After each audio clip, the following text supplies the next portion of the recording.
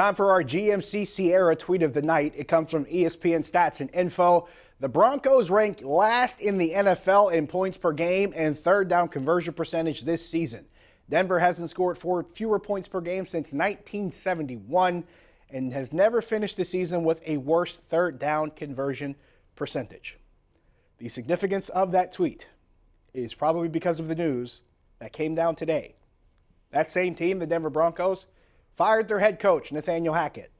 They were 4-11 this season after 15 games.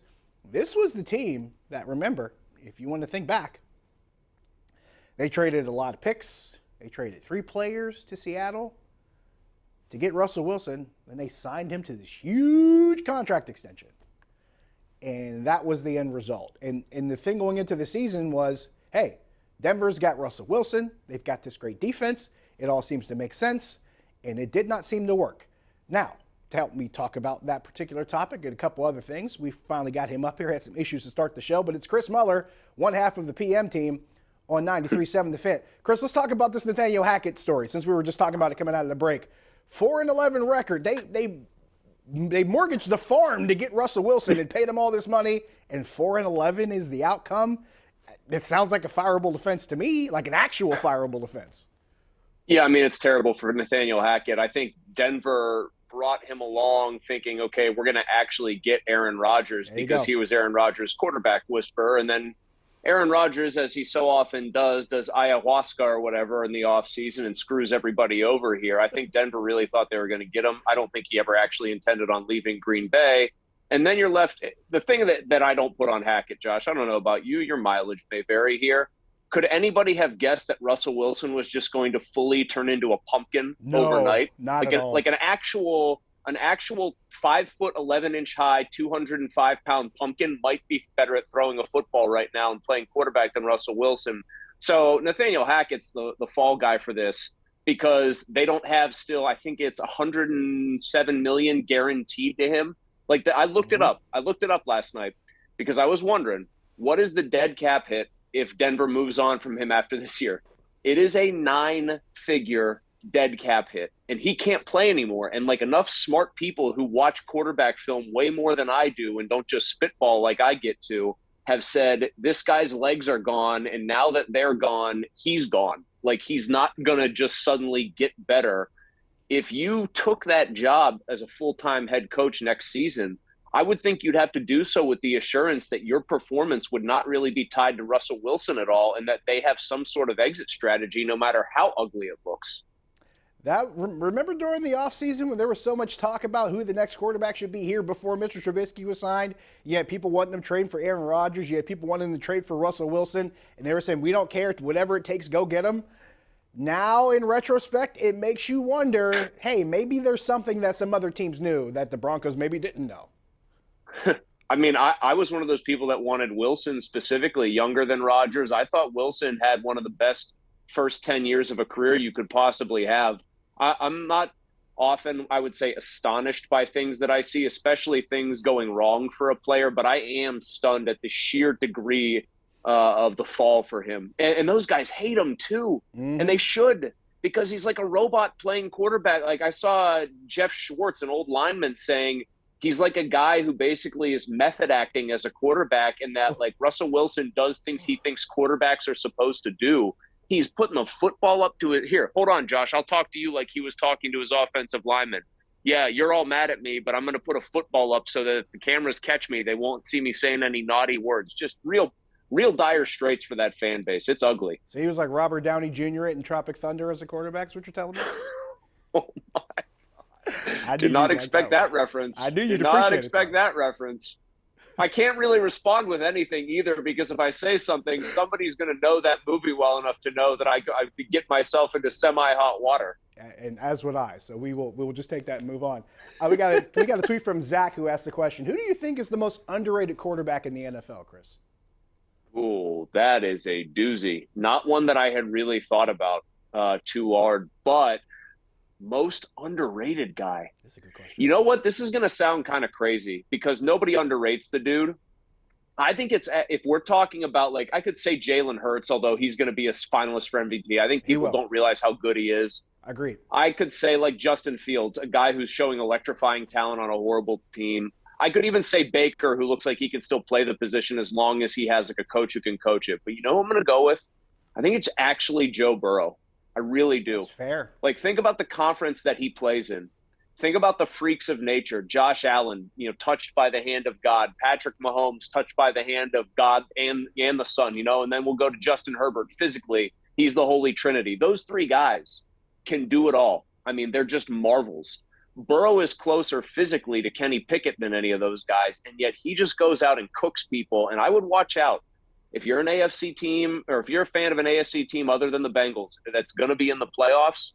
I wouldn't want to see that team because I think that dude can really get it done when it matters most. I think he's got a killer instinct kind of gene that most of these guys don't possess outside of Mahomes, but he's owned Mahomes in his career. So I'm going to answer long-windedly with Joe Burrow there.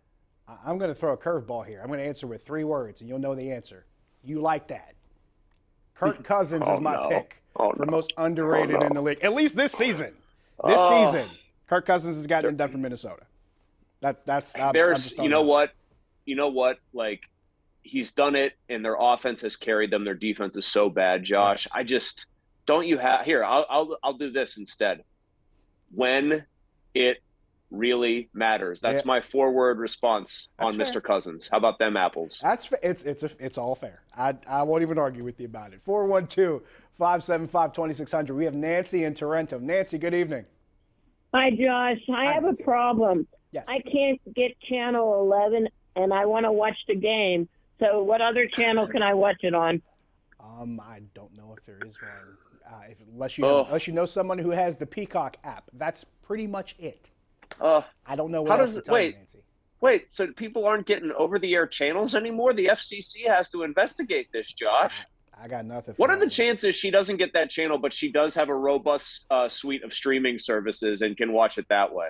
Like, really, we're picking like a lottery ticket here for that Peacock thing to work, right? We're just pulling the Powerball numbers. You're trying to be generous and charitable here, but you're pulling Powerball numbers here, pal. I pretty much am, and I have the Peacock app on my iPad. That's the reason why I know it. I was told in my ear that there may be a bit of a contract dispute there between carriage contract dispute is what I'm told. So, yeah, that's one of those things that's above both of our pay grades. That's the answer I got. Yep, I'm sorry, that's all I can do. That's all I can do. Yeah, you got to have that Josh Taylor Peacock app, folks. There you go. There you go. We got Perry in New Bedford. You're on the Nightly Sports Call. Hey Josh. Nice talking to you. Appreciate you. There's, I want to say 2 things. In 1972, I had the life-changing moment.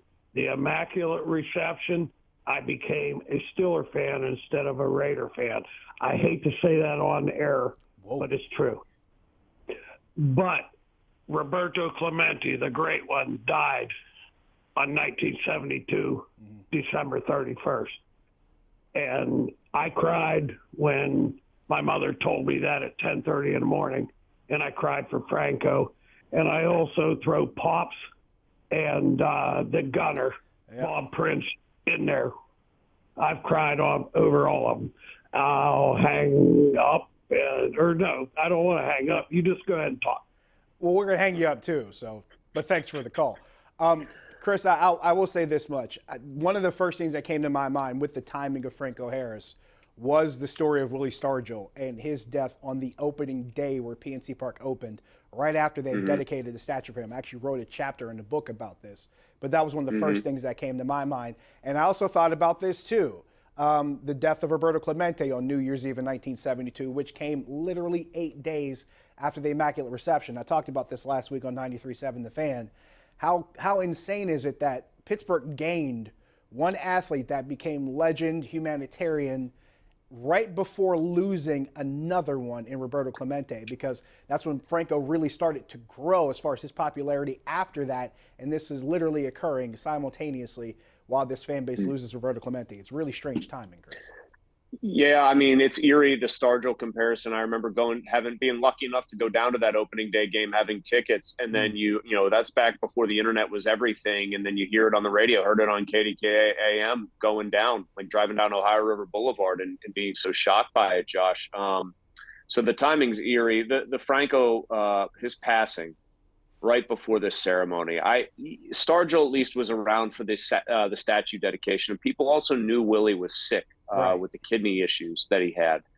The thing with Franco being so sudden, so completely out of left field, it just the word that I keep coming back to, Josh. The one word is for him personally and for his family. It's just so cruel. Yeah. Like the hands of fate moving the way that they did, and it is just an eerie parallel with Willie Stargell 21 years ago. I think the way I described it at one point was a cruel irony. I think that's the good way to describe it. Cruel is a good word. We got to take a break. We'll wrap up when we come back. Stick around.